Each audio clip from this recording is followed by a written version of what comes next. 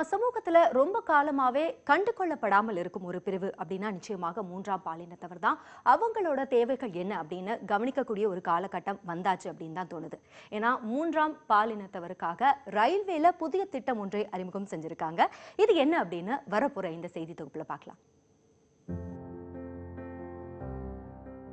Indian railway முன்பதிவு விண்ணப்ப படிவத்தில் மூன்றாம் பாலினத்தவர்களுக்கு சிறப்பு காலம் ஒன்றை ஒதுக்கி உத்தரவிட்டுள்ளது. இந்த அறிவிப்பு மூன்றாம் பாலினமான திருநங்கையர்களிடையே பெரும் வரவேற்பை பெற்றுள்ளதோடு அவர்களுக்கு இது உற்சாகத்தையும் ஏற்படுத்தியுள்ளது. பல துறைகளில் இன்று சாதனை நிகழ்த்தி வரும் தன்னை போன்ற திருநங்கைகளுக்கு இது மகிழ்ச்சி தருவதாக கூறும் கிரேசி பானு, இந்த ரயில்வே துறையை வெளியிட்டது போல மற்ற துறைகளிலும் வெளியிட வேண்டும் என்கிறார்.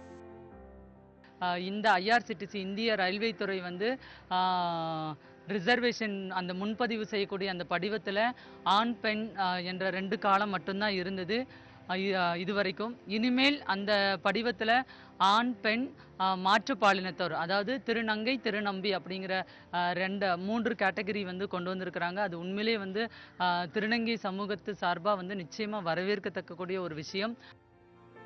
சமூகத்தில் தங்களுக்கு சரி பங்கு உண்டு என்பதனை நிரூபிக்க இதுபோன்று இன்னும் பல திட்டங்களை செயல்படுத்த வேண்டும் என்கிறார் திருநங்கை சுஜாதா.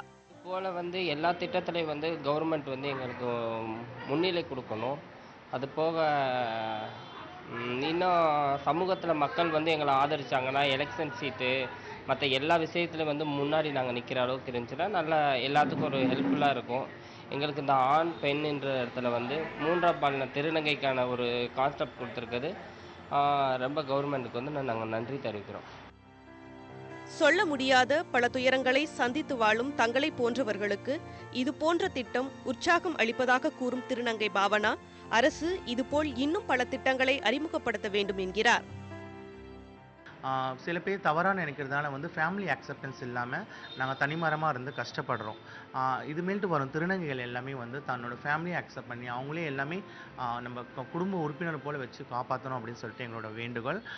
மத்திய அரசுக்கு எங்களை மென்மைப்படுத்துகிற ஒவ்வொரு திட்டத்துக்கும் வந்து நாங்கள் வரவேற்பு தெரிவிக்கிறோம். இந்திய ரயில்வே மாற்றுப்பாலினத்தவருக்காக ஒரு காலத்தை ஒதுக்கி புதிதாக அறிவித்திருக்கக்கூடிய இந்த திட்டம் முற்றிலும் வரவேற்கக்கூடிய ஒரு விஷயமாக இருந்தாலும் அரசுடன் சேர்ந்து பொதுமக்களும் தங்களுடைய வளர்ச்சிக்காக உதவ வேண்டும் என்பதே அவர்களுடைய கருத்தாக இருக்கிறது. ஒளிப்பதிவாளர் ஜாபருடன் நெப்போலியன், நியூஸ் 18 தமிழ்நாடு.